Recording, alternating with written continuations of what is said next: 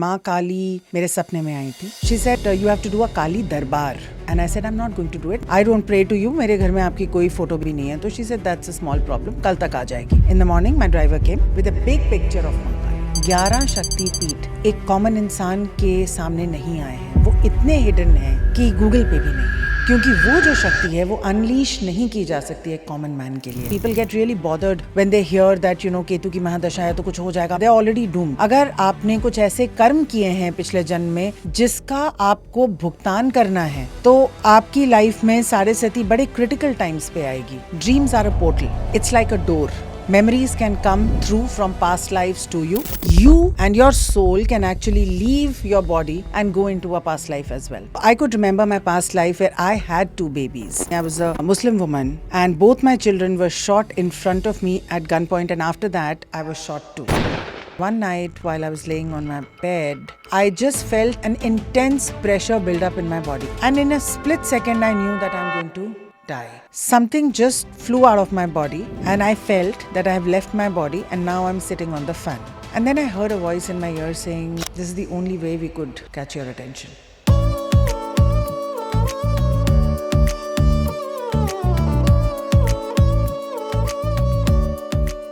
नमस्कार, लाइव भगवान पॉडकास्ट में आपका स्वागत है. क्या आपके साथ कभी ऐसा हुआ है कि आपके जीवन में कुछ ऐसा घटा हो जिसे देखकर आपको ऐसा लगा हो कि ये किसी पुरानी कहानी का अधूरा हिस्सा है? जैसे आप कोई वेब सीरीज देख रहे हो अपनी ही जीवन की और आपने शुरुआत ही की है 5वें एपिसोड से. पहले 5 एपिसोड्स में क्या हुआ? क्या सचमुच आपके इस जीवन में जो हो रहा है वो आपके पूर्व जीवन का कोई अवशेष है, कुछ कैरी फॉरवर्ड है? क्या आप इस जीवन में जो कर्म अर्जित करते हैं उसका असर आपके आने वाले जीवन पर भी होता है? क्या है ये साइंस? हर विज्ञान के बारे में बात होती है, रसायन विद्या के बारे में बात होती है, केमिस्ट्री की बात होती है, भूगोल शास्त्र के बारे में बात होती है, ज्योग्राफी के बारे में बात होती है. स्पिरिचुअल साइंसेस का क्या? क्या आपने कभी अपने स्पिरिचुअल साइंसेस को समझने की कोशिश की है? आज लाइव भगवान पॉडकास्ट पर हम कुछ ऐसा ही करने वाले हैं. आज हमारे साथ लाइव भगवान पॉडकास्ट पे एक बहुत ही खास शख्सियत मौजूद है. मेरे साथ में है डॉक्टर मनमीत कुमार, जो कि एक स्पिरिचुअल मास्टर है, अ गिफ्टेड साइकिक मीडियम, जिन्होंने ऑटोमेटिक राइटिंग और आकाशिक रिकॉर्ड्स को हिंदुस्तान में हम सब तक पहुंचाया है. खुद एक आर्मी फैमिली को बिलोंग करती हैं. 19 साल से ज़्यादा कॉर्पोरेट इंडस्ट्री में इन्होंने काम किया, लेकिन इनके जीवन का आधार हमेशा से कुछ और था, शायद बचपन से ही. पर फिर एक इंसिडेंट ने, एक नियर डेथ इंसिडेंट ने उनके जीवन को बदल दिया. और फिर शिव की कृपा से आज वो हमारे बीच में एक गाइड के तौर पर, एक मीडियम के तौर पर, एक गुरु के तौर पर मौजूद है. डॉक्टर मनमीत कुमार आज हमारे साथ हैं लाइव भगवान पॉडकास्ट पर. Welcome ma'am. Thank you. First of all ma'am, thank you so much for being with us. मैंने आपके जितने भी टॉक्स सुने हैं, आपके वर्कशॉप्स के बारे में जाना है. मुझे लगता है कि इस विद्या को और इस नॉलेज को लोगों तक पहुंचाने का आपने जो काम किया है, ये अपने आप में अच्छे कर्म हैं आपके. Thank you. And do you believe that, ma'am, you were in a way sent down on this planet or down or up wherever to actually help people? Is that the purpose of your life? जिस तरीके से आप हमेशा कहती हैं कि हमें अपने purpose of life को ढूंढना चाहिए. मेरा पर्पस ऑफ लाइफ एक्चुअली एक ट्रैफिक पुलिसमैन की तरह है. लोगों को लाइट की तरफ बार बार कहना वहाँ ना जाइए, यहाँ जाइए. So it's a life of purpose, Mantra. And my life is not meant for my family. My life is actually meant for the world. And it is something that I knew at the age of 3. Yes, because anybody who is born into some sort of enlightenment, some sort of nirvana, some sort of inner knowledge, वो बचपन में ही tap upon हो जाता है. Is that true, ma'am, that when a child is born, वो शुरुआत के 3, 4, 5 साल इतने महत्वपूर्ण रहते हैं, पर क्योंकि वो गीली मिट्टी की तरह रहते हैं और वो कैरी फॉरवर्ड करके आते हैं डेटा, पर फिर जीवन के अंदर वो सारा वायरस घुस जाता है, सब कुछ आ जाते हैं और फोल्डर मिस हो जाते हैं, कंडीशनिंग आ जाती है. तो जब मैं 3 साल की थी, मैंने अपनी पहली पास्ट लाइफ ड्रॉ करके अपनी मदर को दिखाई थी. और जैसे छोटे बच्चों को लोग कहते हैं बेबी, सिर पे हाथ सहला के कहते हैं baby eat this eat that, तो मैं उनको कहती थी कि मैं बेबी नहीं हूँ. So I could remember my past life where I had 2 babies and they were shot dead in front of me. I was a Muslim woman And both my children were shot in front of me at gunpoint, and after that, I was shot too. So that is the life from where I have come into this life. So for the longest time, I would draw those pictures on sheets more and more. And my parents thought that I had trauma. And I had watched some movies that I was not supposed to watch. And they discouraged me from watching television. Till date, I don't. And I came to know much later that I was actually remembering my past lives. Wow ma'am you saying that हर बच्चा जो पैदा होता है उसके अंदर उस समय उसके प्रीवियस लाइफ के दृश्य उसके अंदर रहते हैं और जो कुछ सपने आते हैं वो उनको कुछ बताने की कोशिश कर रहे हैं. आप देखेंगे सब छोटे बच्चे जो होते हैं वो अभी की लाइफ से थोड़े से डिस्कनेक्टेड होके वॉल की तरफ देखते हैं, हवा की तरफ देखते हैं, रोते हैं, तो कहते हैं कि उनको स्पिरिट्स दिखती हैं, बट एक्चुअली उनको अपना पास्ट लाइफ भी दिख रहा होता है. हम जिस फॉर्म में मृत्यु हमें मिलती है उसी फॉर्म में हम पैदा होते हैं. जैसे किसी को अगर ट्रॉमा में मारा हो तो वो बच्चा पैदा होते ही बहुत रोता है.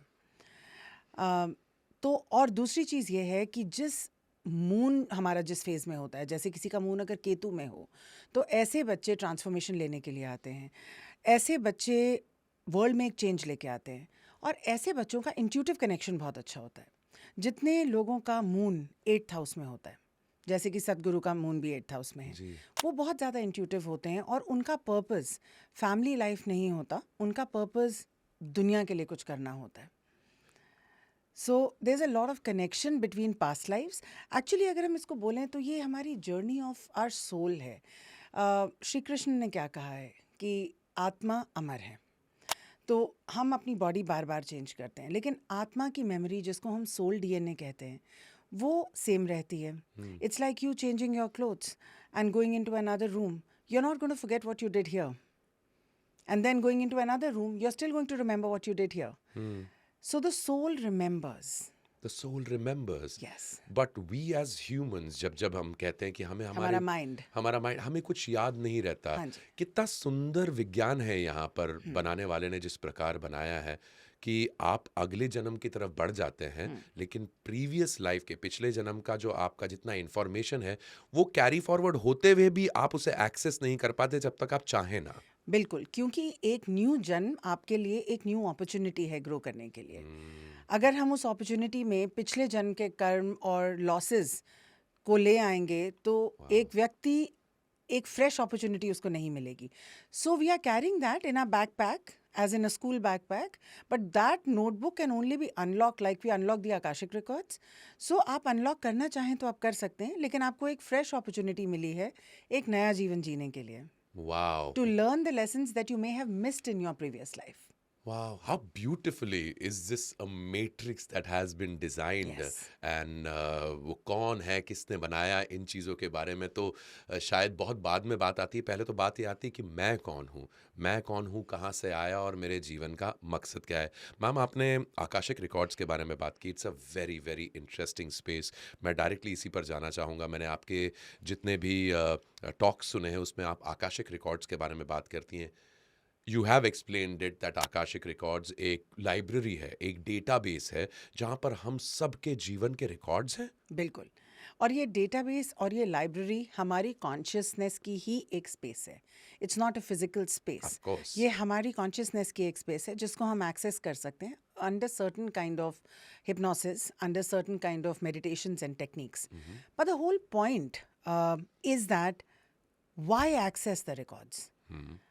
And why should anyone access it without the permission of God? Because God has locked it.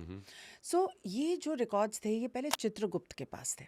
वाह. चित्रगुप्त, आप नाम में देखिए गुप्त है नाम में, तो गुप्त रखे जाते थे क्योंकि इसकी कोई ज़रूरत नहीं थी. बट डार्कनेस ने इतना ज़्यादा अब तहलका मचा दिया है कि एक आम इंसान को समझ नहीं आ रही उसकी लाइफ में क्या हो रहा है. पोस्ट कोविड तो किसी को भी समझ नहीं आ रही. पहले पुराने सारे फॉर्मूले फेल हो चुके हैं.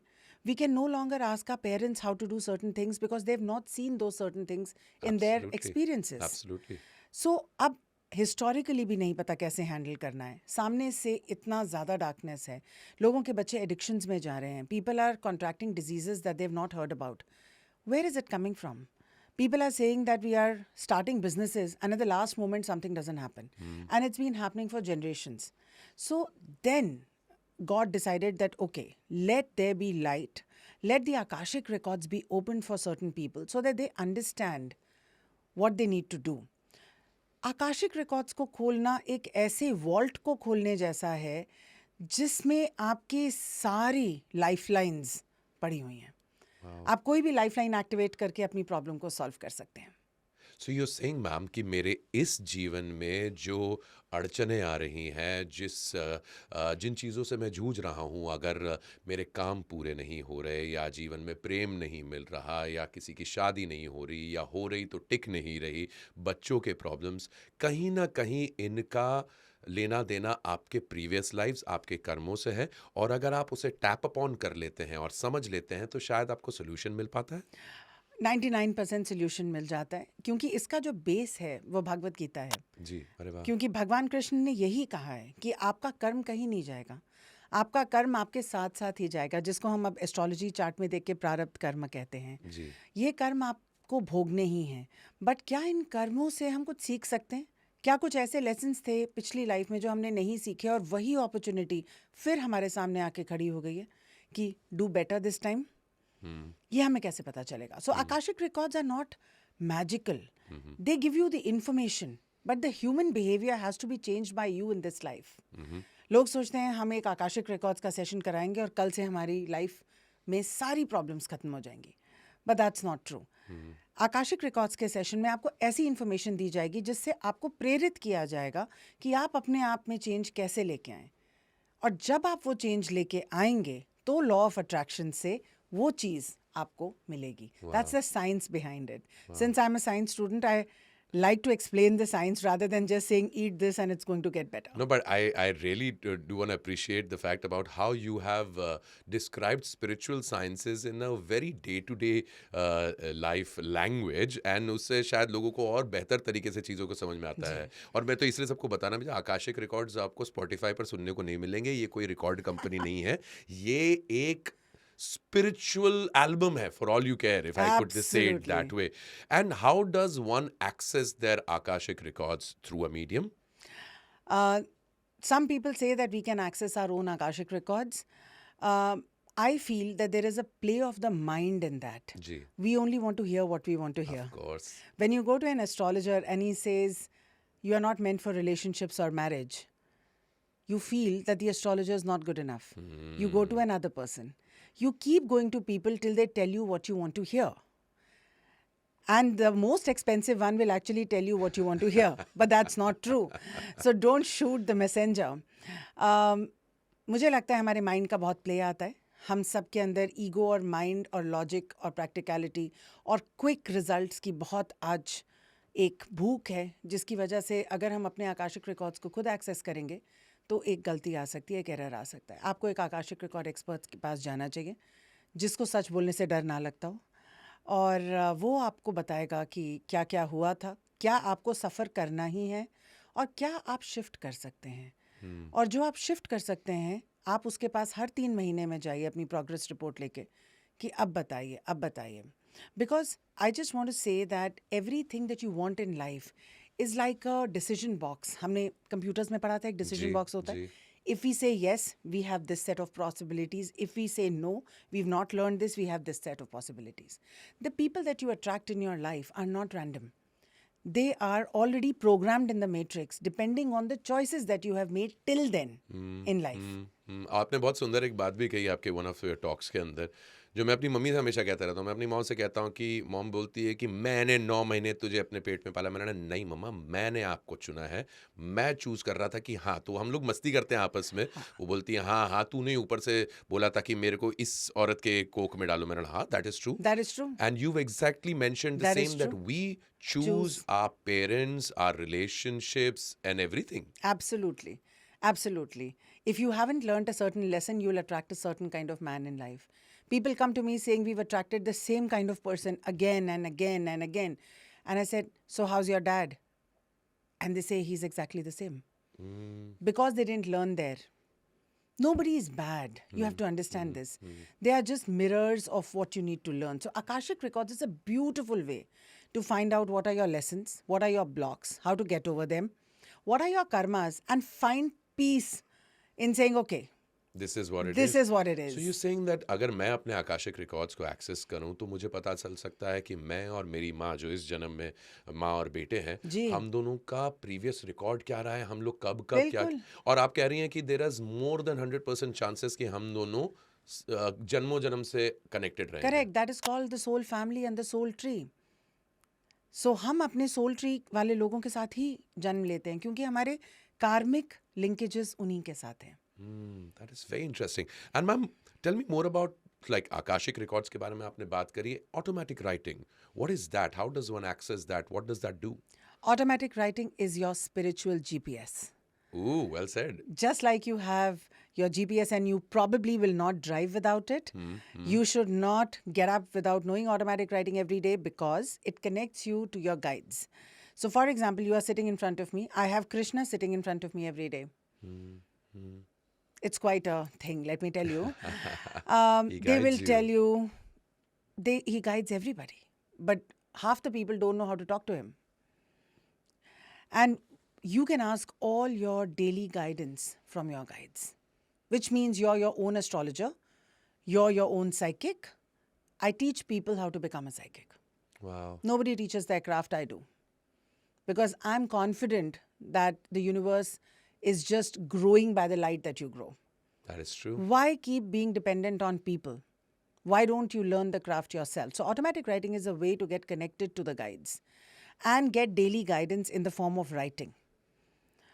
Now, of course, it has its own, pros and cons, where I would like to say that if not done properly under the guidance of someone who is graced with the Vidya, you may go wrong and end up either channeling your own mind or end up channeling probably not so great spirits. So आप ये कह रही हैं ma'am कि हमारे आसपास guides मौजूद हैं, और स्पिरिट्स भी मौजूद हैं. स्पिरिट्स भी मौजूद हैं, वो आपको गाइड भी कर सकते हैं और गुमराह भी कर सकते हैं, मिसगाइड भी कर सकते हैं. जी. आप किसे टैप अपॉन करते हैं, किसके जी. साथ कनेक्ट होते हैं, जी. वो बहुत नेसेसरी है, बिल्कुल. और उसको कैसे कनेक्ट करना है वही ऑटोमेटिक राइटिंग में सिखाया भी जाता है. जी. And you do workshops of the same. I am going to complete 70 batches wow. next month. And people's lives have changed through that. Absolutely. This is so beautiful, ma'am. Ma'am, moving forward, tell me something. You've also spoken a lot about Ma Kali, and you've spoken about Krishna too. Yes. Both of them being your guides and being a part of you. Tell us more about it. कई लोगों का कहना है कि कहीं ना कहीं काली और कृष्णा की एनर्जी सिमिलर सी महसूस होती है भी अलग अलग. कहीं काली का रुद्र रूप भी देखने को मिलता है, कृष्णा हमेशा बड़े शांत से महसूस होते हैं, बट कहाँ है वो समानता और कहाँ है वो अंतर? कृष्णा और काली एक ही हैं, पर हमें बताया गया है कि माँ काली की पूजा हम 10 महाविद्या के अंदर करते हैं और जो शक्ति को फॉलो करते हैं वहाँ करते हैं, और जो वैष्णव संप्रदाय है वो कृष्णा की पूजा करता है. लेकिन अगर आप देखें सबसे बड़ी इनकी सिमिलैरिटी कहाँ पे है. एक तंत्र में कहा गया है कि माँ काली धरती पे आके उन्होंने अपनी योनि को पीकॉक के फेदर में रख दिया था. वाह. और उसके बाद उन्होंने देवकी के गर्भ में जाके कृष्ण के रूप में जन्म लिया, और कृष्ण जब अपनी लीला कर रहे थे, बाल लीला कर रहे थे, तो उन्होंने उस योनि को उठाकर, उस पीकॉक फेदर को उठाकर अपने सर पे रख लिया. That is the symbol of divine femininity that he embraced. So Krishna को हम डिवाइन फेमिनिन भी कहते हैं. बिल्कुल. राइट. तो उन्होंने उसको बिल्कुल अपने मस्तिष्क पर रख लिया, और इसीलिए कहते हैं कि वहाँ से उन्होंने माँ काली का रूप धारण किया. काली घाट में एक टेम्पल है कृष्ण काली का, पर आपको ये पता है कि हर महाविद्या के साथ विष्णु का एक अवतार है, और माँ काली के साथ कृष्ण ही है. सो ही इज़ द कॉन्सॉर्ट इन अ वे. बहुत लोग कहते हैं कि माँ काली के कॉन्सॉर्ट महाकाल हैं, but that is not true. माँ काली के जो कॉन्सॉर्ट हैं 10 महाविद्या के अनुसार वो श्री कृष्ण है. माँ काली को काल के ऊपर विजय है. काली, काल के ऊपर विजय. और कृष्ण ने गीता में कहा है कि वही काल है.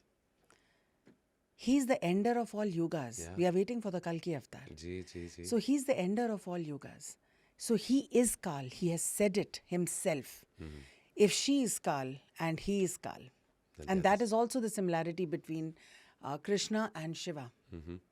Both are Kal. So इनमें बहुत सिमिलैरिटी है. Kali is transformation. Only people who are capable of handling her energy can gracefully accept transformation in their life. जी. Krishna is also transformation. हम कृष्ण का अगर सिर्फ बाल रूप याद रखें तो वो सही नहीं होगा. आप उनका रूप देखिए महाभारत में, जो मेरा फेवरेट रूप है, माधव. माधव. जी जी. माधव वो क्या कर रहे हैं? वो एक एरा को एंड कर रहे हैं. काल का ही रूप बन के एक एरा को एंड कर रहे हैं. बिल्कुल. तो दोनों का अवतार जो है सेम है. Of course physical attributes that both of them are dark when they are ignited with passion और fury, they have dark skin, but ये एक ही हैं. Wow, that's beautifully explained, ma'am. Who would have thought, और किसने सोचा होगा कि काली और कृष्ण को आप एक ही रूप में देखेंगे, या एक ही सिक्के के दो पहलू हैं, एक तरीके से कहा जा सकता है.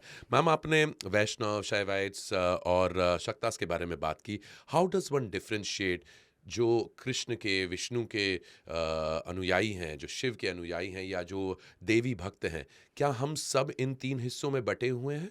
It's a beautiful question, and the second part is even more beautiful because contrary to the religious beliefs में जो कृष्ण की और विष्णु की पूजा करते हैं वो अनियन एंड गार्लिक भी नहीं कंज्यूम करते. जी, बिल्कुल. एट द सेम टाइम जो शक्ति की पूजा करते हैं उनको प्रसाद के रूप में मीट और अल्कोहल का हम प्रसाद लगाते हैं.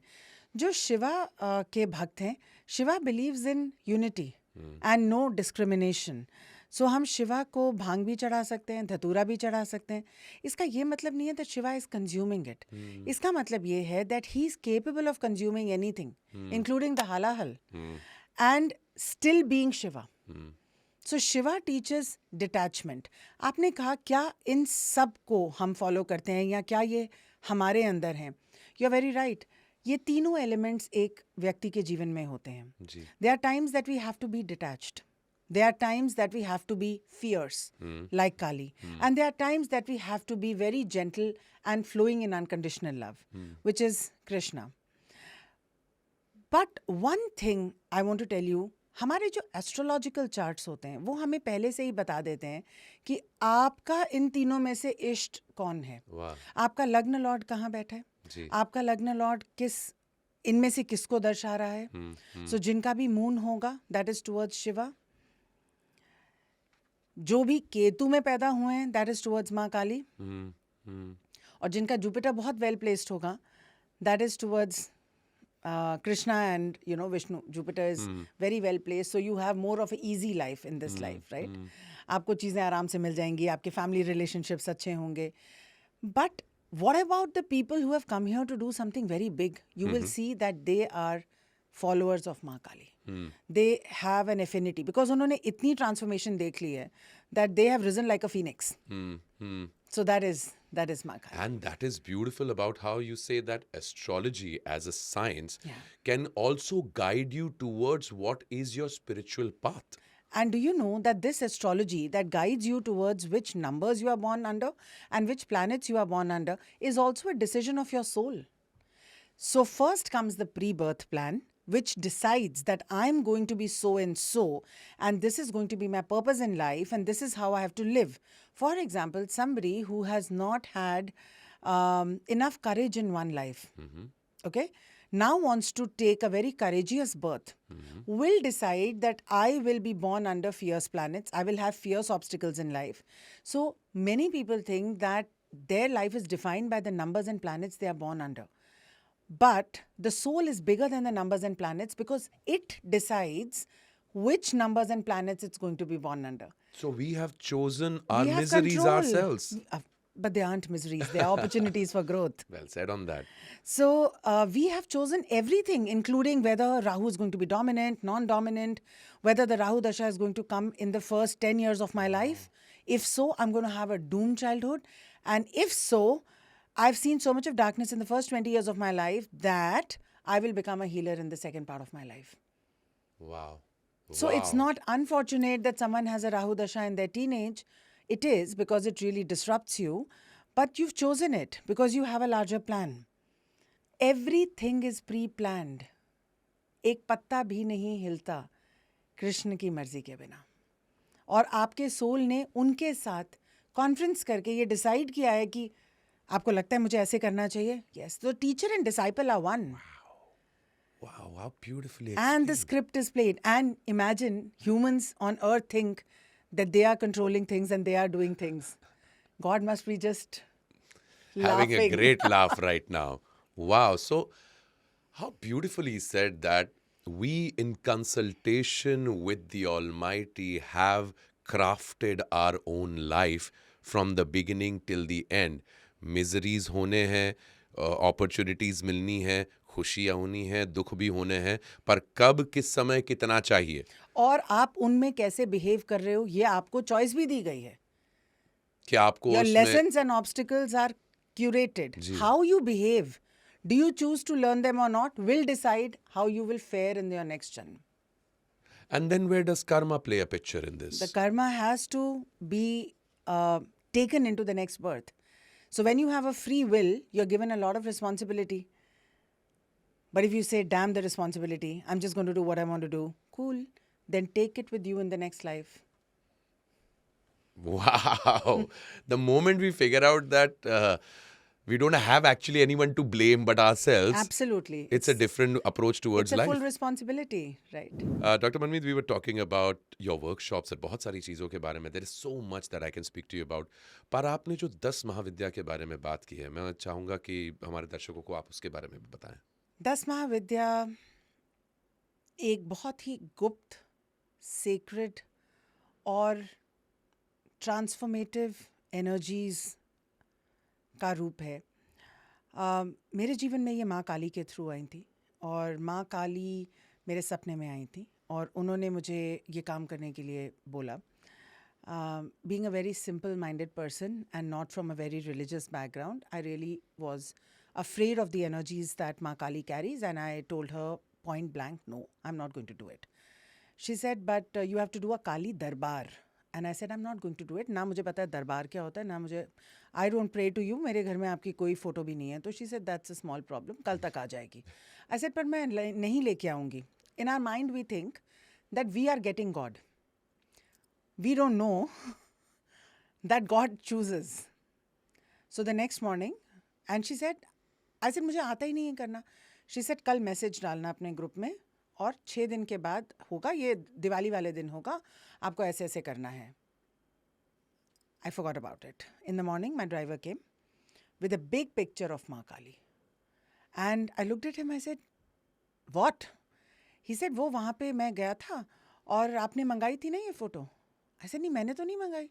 नहीं, आपने मुझे कल कहा था कि ये लेके आना. And he still date, he tells me that you told me.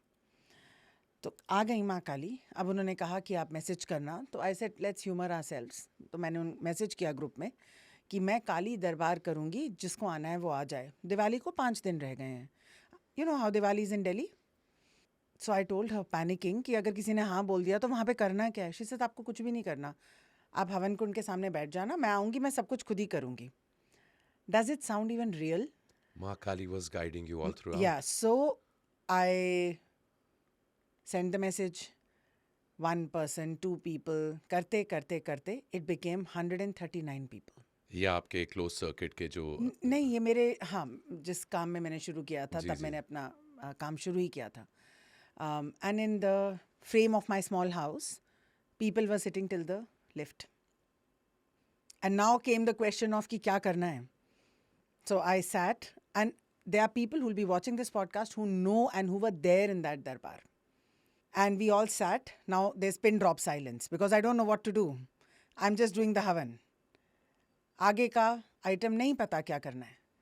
The main door opens with jam-packed people. The main door opens. We all look there. And after 2 seconds, the door closes on its own. Everybody has witnessed it. I have people who have witnessed it. And then suddenly I felt that there is something, I wouldn't say melodramatically gone inside of me, but something like that. And then I told people that my eyes are closed. I'll place a hand on you. You come and you go. That's how Kali Darbar started. and this is the 8th year that we ran it this year. We couldn't do it in COVID.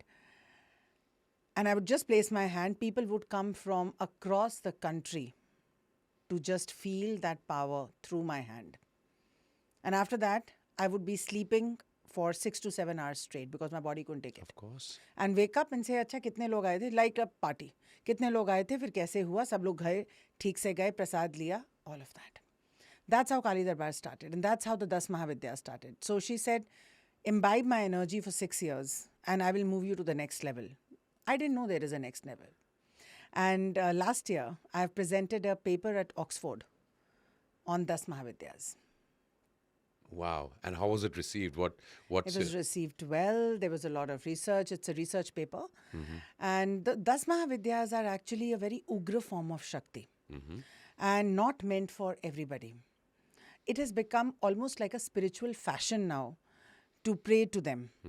But one must understand that it is like playing with fire. It's the most beautiful and intense energy that you can receive, but it has to be done in a certain way. Unless you have blessings of previous lives, you cannot be initiated so quickly. Having said that, I'm not saying that people cannot be initiated. Ma Kali is very compassionate and kind. So you start with that. So the 10 Mahavidyas, they have a sequence. And that is also the sequence of our life. और ये उन्हीं के 10 रूप हैं. ये उन्हीं के 10 रूप हैं. And in a way, you're saying that Shakti, the energy, like the yin and the yang, the Shiv and the Shakti, within Shakti के ये 10 श्रेणियां होती हैं, उग्र रूप रहती हैं. Can you quickly, just not really in detail, but tell us a little bit about what are we talking about? Yeah. तो जब ये जो 10 महाविद्या हैं, इनको अगर हम सीक्वेंस करें तो ये हमारी लाइफ को रिप्रेजेंट करती हैं. पहली है माँ काली, फिर है माँ तारा, फिर है माँ त्रिपुर सुंदरी, फिर है माँ भुवनेश्वरी, फिर है माँ भैरवी, फिर है माँ छिन्नमस्ता, माँ धूमावती, माँ बगलामुखी, माँ मातंगी और माँ कमलात्मिका. ये इनकी उत्पत्ति हुई कि एक बार जब शिव शक्ति से भाग रहे थे तो उन्होंने 10 दिशाओं में अपना एक एक फॉर्म खड़ा कर दिया कि वो कहीं ना जा पाएं. और ये 10 दिशाएं जो हैं वो 10 महाविद्या हैं.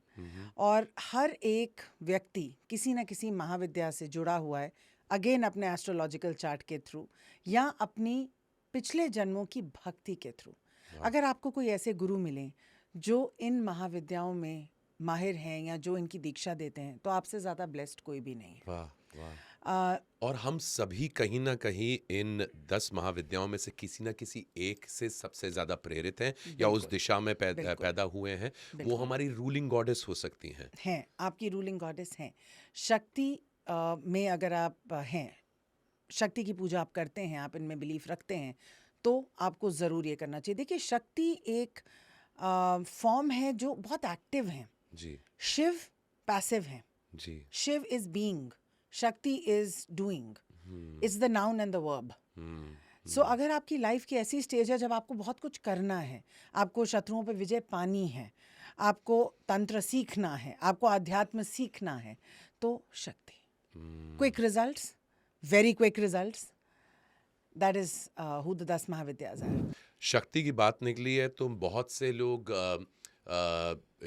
इस देश में, भारत देश में और भारत के बाहर भी शक्तिपीठ की तलाश में निकलते हैं. शक्तिपीठ के बारे में जो कहा जाता है कि शिव और सती के बीच में जो वो कहानी हुई थी उसके द्वारा ही शक्तिपीठ स्थापित हुए. इस कहानी का छोटा सा वर्णन, और क्या है शक्तिपीठ? जब सती ने शिव से परमिशन ली थी कि वो अपने फादर के यज्ञ पे जाना चाहती हैं, तो उन्होंने बहुत आराम से ये परमिशन नहीं दी थी. और जब वो वहाँ गईं और उनको रियलाइज़ हुआ कि शिवा की बहुत ज़्यादा इंसल्ट हुई है, वो उसको नहीं बर्दाश्त कर सकी और उन्होंने अपने आप को उस अग्नि में भस्म कर दिया. वहाँ से जो शिव तांडव शुरू हुआ और शिव इसको नहीं ले पाए, तब भगवान विष्णु ने शक्ति के 52 पीसेस करके उनको पूरी धरती पे बिखेर दिया ताकि वो रीइनकारनेट कर सकें और ताकि शिव जो है वो शांत हो सकें. जहाँ जहाँ पे उनका जो अंग गिरा था वो शक्तिपीठा से. मैं आपको एक बात बताना चाहती हूँ कि जितने शक्तिपीठास को हम जानते हैं, एक तो गूगल पे बहुत अननेसेसरी इन्फॉर्मेशन है, हर टेम्पल को कहते हैं कि शक्तिपीठ है, नहीं, लेकिन अभी भी 11 शक्तिपीठ एक कॉमन इंसान के सामने नहीं आए हैं। वो इतने हिडन हैं कि गूगल पे भी नहीं है। सो 52 शक्तिपीठ, उनमें से 11 के दर्शन ही नोन नहीं हुए नहीं हैं, है, 11 अभी भी छुपे हुए हैं। छुपे हुए हैं, क्योंकि वो जो शक्ति है वो अनलीश नहीं की जा सकती एक कॉमन मैन के लिए। लोग शक्तिपीठ में जाते हैं सोशल मीडिया देखकर, एक फैशन की तरह। उनको ये नहीं पता कितने लोग कामाख्या जाते हैं मेरे पॉडकास्ट देख के, जी। और वहाँ जाके कहते हैं कि मैम हमसे नहीं देखा गया।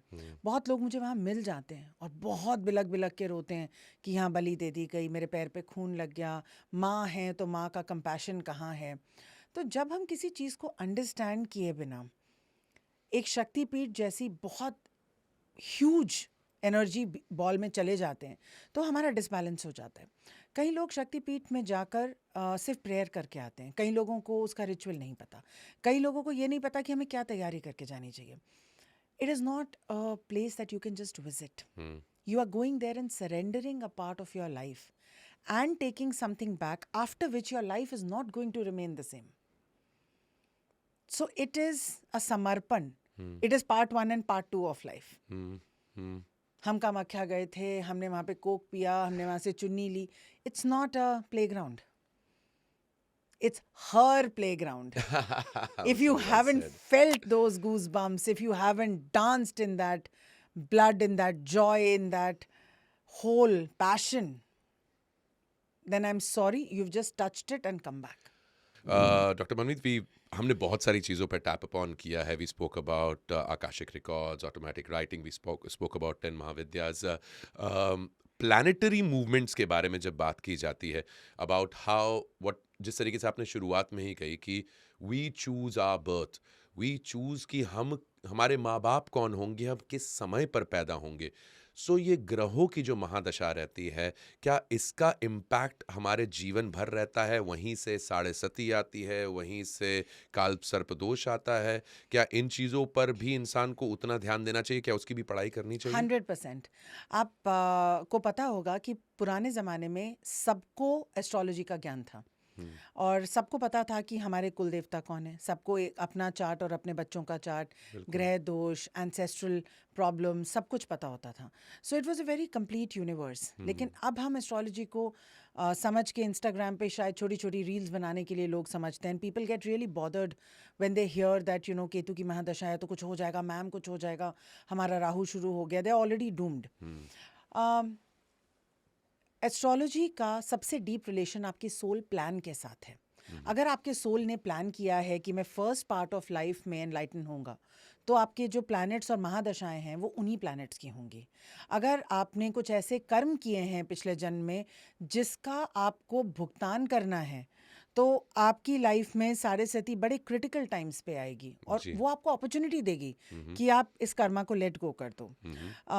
गुरु की महादशा में अलग चीज़ होगी. राहु की महादशा आपको मटीरियलिस्टिक अपॉर्चुनिटी देगी, बिल्कुल. एडिक्शन से निकलने का वक्त देगी. लोग कहते हैं राहु में एडिक्शंस हो गई. मैं कहती हूँ लेकिन हुई तो आपको निकलने का भी तो एक रास्ता दिया गया. Maybe you are not able to conquer it in your previous life. So हमारी जो महादशाज होती हैं उसको अगर आप आकाशिक रिकॉर्ड्स के साथ जोड़ें, जिसको मैं आकाशिक एस्ट्रोलॉजी कहती हूँ, तो आपको ये पता चलेगा कि मेरी लाइफ का प्लान ये है क्यों, ये ग्रह मुझे कहना क्या चाह रहे हैं. आजकल लोग क्या सोचते हैं, राहु की महादशा है, ये स्टोन पहन लो, ये मंत्र कर लो. आप पहले ये तो समझिए कि आपके सोल प्लान के हिसाब से राहु की दशा इस स्टेज पे क्यों आई है. What you have to learn, what you have to conquer. So try to understand this scientifically rather than just going with a blindfolded way of blaming planets. You said we choose our parents. I say we choose our planets also. So if you've chosen a planet, it has to give you good results. For that, you must know what it's trying to say. And to understand that जो विधि हैं, जो process बताए गए हैं, उसके अंदर बहुत सारे डिफरेंट प्रोसेस होते हैं मैम. उन चीज़ों को अगर, जैसे कई लोग कहते हैं कि ग्रह शांति करने से उनके जीवन में जो बदलाव आते हैं या जिस किस्म के उनकी रुकावटें आ रही हैं, उन चीज़ों के दौरान जो प्रोसीजर्स होते हैं, do they really work? What are the procedures that happen? that they can really somebody work. can apply? Yeah, they really work. कुछ ऐसे planets होते हैं जिनको हम बहुत आराम से हैंडल कर सकते हैं. फॉर एग्जाम्पल जो ग्रह शांति की पूजा होती है उसमें हम सारे ग्रहों को शांत करते हैं. This is a good practice to have. Navagraha just shanti like दिन. Just like lighting a diya और bowing down to your parents. These are good spiritual things to do. So वो नवग्रह शांति वगैरह आपको ज़रूर करानी चाहिए. बल्कि मैं ये कहूँगी कि हम सबको अगर हर रोज़ नहीं तो हफ्ते में एक बार हवन अपने घर में ज़रूर करना चाहिए. ये नेगेटिव एनर्जीज़ को एट बे रखता है. आप जिनकी भी पूजा करते हैं, कृष्ण की हो गई, शिव की हो गई, काली माँ की हो गई, भगवती की हो गई, जिसकी भी आप करते हैं, आप एक डेटी को अपना आराध्य माने. जी. ऐसा नहीं है कि बाकी को नहीं कर सकते, पर एक डेटी को माने. भगवान सभी संपूर्ण होते हैं.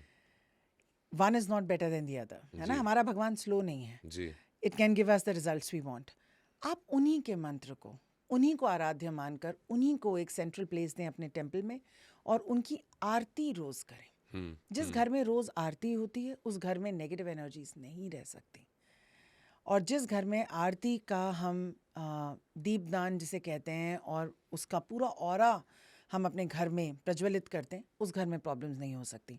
तो क्या ग्रहों की शांति करानी चाहिए? बिल्कुल करानी चाहिए. स्टोन से ज़्यादा मैं रुद्राक्ष रेकमेंड करती हूँ, because we need more protection rather than enhancing our planets.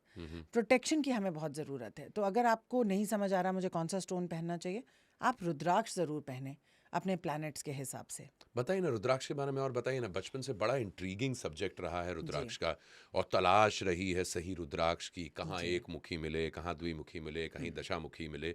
रुद्राक्ष का साइंस क्या है? रुद्राक्ष का साइंस भी ऑरा का साइंस है. रुद्राक्ष अपने में ही एक high energetic, high vibrational spiritual tool है. मैं इसको ऑब्जेक्ट तो कहूँगी ही नहीं. I think it's a living thing. It's a vibrating living thing. आपको रुद्राक्ष कहाँ से मिले, इसके लिए एक्चुअली आपको प्रे करना चाहिए. क्योंकि रुद्राक्ष आपको कहीं से भी मिले, अगर वो आप पे काम ही ना करे, और रुद्राक्ष आपको ये प्रे करना चाहिए ऐसा मिले जो मेरे ऑरा के साथ मर्ज करके उसको प्रोटेक्ट करे. रुद्राक्ष इज अ प्रोटेक्टिव एलिमेंट. और कहते हैं कि अगर हमने 7 मुखी या 14 मुखी रुद्राक्ष या 2 मुखी रुद्राक्ष पहन लिया तो हमारे प्लैनेट्स काफ़ी हद तक हमें पॉजिटिव रिजल्ट्स देते हैं. This is true. But one thing that people go wrong with Rudrakshas is that they put it in silver or gold chains. रुद्राक्ष इतना सॉफ्ट होता है कि अगर आप उसमें से कोई मेटल थ्रेड करते हैं तो उसके इनर चेम्बर्स टूट जाते हैं. सो आपको इसको धागे में ही पहनना चाहिए. It's not fashionable. काला धागा दिख रहा है, लाल धागा दिख रहा है, people are little conscious about it. But rudrakshas can change your life. I met somebody yesterday at the hotel where I gave him a Rudraksh. And within 6 hours, his problem was solved. And he said, I cannot believe it. 6 hours. लेकिन रुद्राक्ष आपके planetary position को match करना चाहिए और आपकी receiving capacity होनी चाहिए to detach from things. Shiva की क्या एनर्जी है? Detachment. So if you can, you only go after the Rudraksh if you can detach. If you are attached to everything, the Rudraksh will do nothing for you. Wow, wow. These are tools that can only work if you are ready. Yes. Ah, well said. Faith. Faith is everything. Faith is everything. Moving forward, बहुत सारे लोग ये भी सवाल पूछते हैं कि हमारे कॉन्शियस और सबकॉन्शियस माइंड के बीच में एक दुनिया आती है, स्वप्न की दुनिया, ड्रीम्स का वर्ल्ड. वहाँ पर क्या आप रिसीव करते हैं messages? What are these visuals that one keeps on seeing, जो शायद आम जिंदगी में आपने कभी कुछ देखा ना हो वैसा, लेकिन आपको वो सपनों में दिखाई दे रहा होता है? How? Dreams are a portal. It's like a door. Memories can come through from past lives to you. You and your soul can actually leave your body and go into a past life as well. Whatever has happened in your past lives or past of this life is stored in your subconscious mind as a memory. That memory can get activated when you don't have any resistance, which is when you're sleeping. If you have a past life attachment of any kind, whether it's a contract, a vow, a spell, all that can come through dreams. हमारे ancestors हमें warnings देते हैं dreams में. हमें ancestors अपनी unmet needs बताते हैं dreams में. हमें सिग्नल्स देते हैं हमारे स्पिरिट गाइड्स, तुम्हारी लाइफ में ठीक नहीं चल रहा, तो किसका ड्रीम आएगा? आप नीचे गिर रहे हो, आप बिल्डिंग से गिर रहे हो, आप डूब रहे हो। जब हम डूब रहे होते हैं, water is considered to be emotion. इसका मतलब emotionally you are getting entangled into something, and if you don't get out of it, you're going to drown. That is what a water drowning dream means. So dreams are signals, dreams are guidances, dreams are past life memories waiting for you to do something to them. Dreams are a reminder that you need to do something, and dreams are also portals for energies to go back and forth. So the way you said that your ancestors come back Yeah. to you to tell you things, क्योंकि बहुत सारे लोग हैं जो अपने deceased family members को देखते हैं, मॉम डैड जो नहीं रहे वो सपनों में आ रहे हैं, लोग कहते हैं कि शायद हम उन्हें बस मिस कर रहे हैं इसलिए हम उनको देख रहे हैं, but there is more to it. Yes, if your ancestors are looking sad and they are saying something to you. There was a client of mine जिसके फादर को पानी नहीं मिला था इन द लास्ट 3 days. वो कोई operate करना चाहते थे लेकिन वो ऑपरेट हो नहीं पाए और उसी कंडीशन में उनकी डेथ हो गई. तो वो पानी रखती थी, वो उनसे पानी मांगते थे.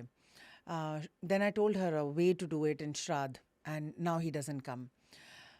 आप अब मुझे ही बताओ, मेरी तो रोज़ बस छूट रही होती है, या तो बस छूट रही है या प्लेन छूट रही है या ट्रेन छूट रही है और मैं दौड़े जा रहा हूँ, लेकिन और पास में ही है, सामने ही दिख रहा है, वो जा रही बस या वो जा रहा प्लेन, और मेरे को बस यहाँ से सीढ़ी उतर के नीचे बस वहाँ तक जाना है लेकिन पहुँच नहीं पा रहे. That is your subconscious mind trying to tell you कि अपॉर्चुनिटीज आपको दिख रही हैं पर इतनी बैंडविड्थ नहीं है कि सारी अपॉर्चुनिटीज पकड़ सके. ये बात तो सही Isn't that right? 24 घंटे में आदमी क्या ही कर लेगा इस चीज़ को लेके, छूट गई बस एक बार फिर से.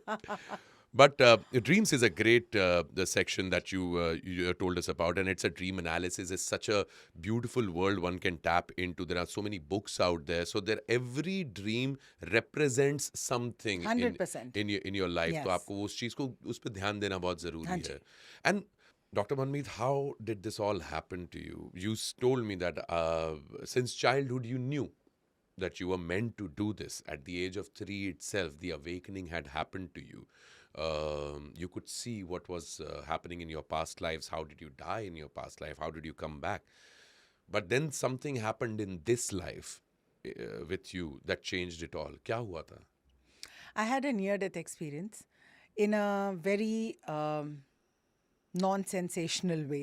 I didn't have an accident or anything like that. I was lying on my bed. I had started to have panic attacks and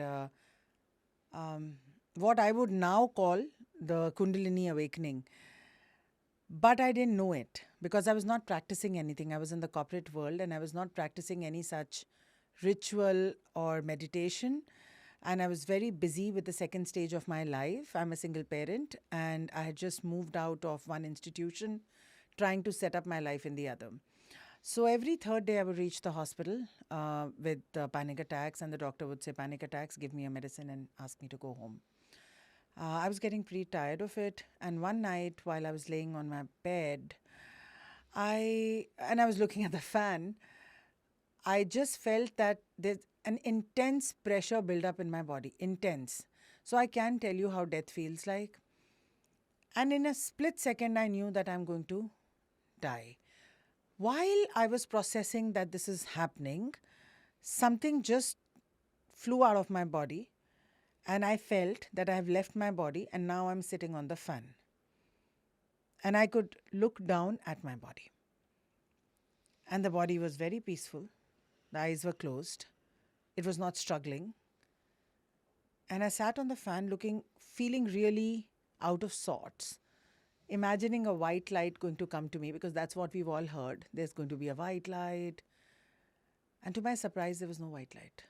And I said, oh my God, I must have sinned because there's no white light. Nobody's come to take me. It was a few moments where I just kept sitting thinking, it's not my job anymore. Someone's got to come and take me. And then I heard a voice in my ear saying, this is the only way we could catch your attention. And I said, okay, who is this? And I felt that the big doors of a conference hall open, and suddenly all the voices inside the hall you could hear. It was like that. In a very still space, I could hear another world. I could hear spirits talking to each other. I could hear conversations. I could hear voices. But they were not human voices. There's a certain sensitivity to it. Some of them were really soft. Some of them were little screechy. All kinds of noises. It was like another world has opened up, but I could only hear them. So I started having a conversation, most ridiculously, not knowing whether I'm dead or not. First of all, still waiting for the white light. Body is there, but I'm feeling extremely peaceful. It just seems like, wow, this is fun. And then my guide started having conversation, and they said that all your life you have disrespected your gifts. We kept giving you chances on chances to do this work. So I said, but my parents never allowed me, etc. You know how a 3D life is, a third dimensional life, which is the here and now. Study, good job, marry, have children, and how life goes. They told me that we are opening up your gifts. This is your last chance. And if you don't do it, then they showed me another life, which I don't want to talk about, which was really bad. That this is how you're going to be born in the next life because you're just not listening to us. So I asked them that how is it going to be? Who's going to believe me that I have these gifts? They said, we'll help you, but you have to have confidence. And that's how it went. And then I said, okay, so prove that you're real and what am I supposed to do? So they said, go back into the body. Most painful experience. We don't know. You may think you don't have any aches and pains in your body. But if I was to get you out of it and get you back into it, you'd realize how tight it is inside. I got up the next day feeling completely normal. So where are the gifts, I thought?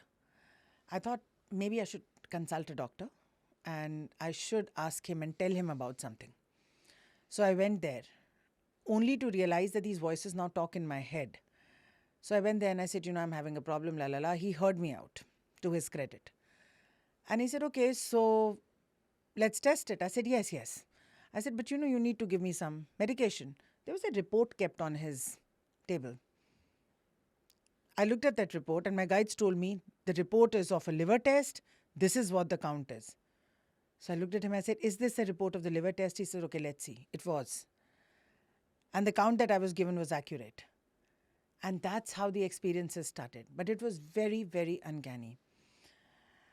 I remember I was teaching mediumship to my students. And I asked one of the ladies, I said, is the washroom okay? She said, there were too many people there. I said, okay. So I'll wait for them. When I went there, I also saw a lot of people. But they were not people. They were spirits. So if we think we are these many people in the room, let me tell you, we are not these many people in the room. So everything got unlocked with that one near-death experience. And my first validation of this, apart from that doctor saying, was from an international police department where I started getting cases on Facebook. I don't know if you know that other countries are so advanced that they have a panel of psychics. Of course they do. I didn't know that. And the cold cases, they put on Facebook under certain groups. And so many people reply, I also replied, and I got a call from them. And I said, listen, I've never been to this country. I don't know. I'm just trying out my skills. I still work with them. And my success rate with them is 67%.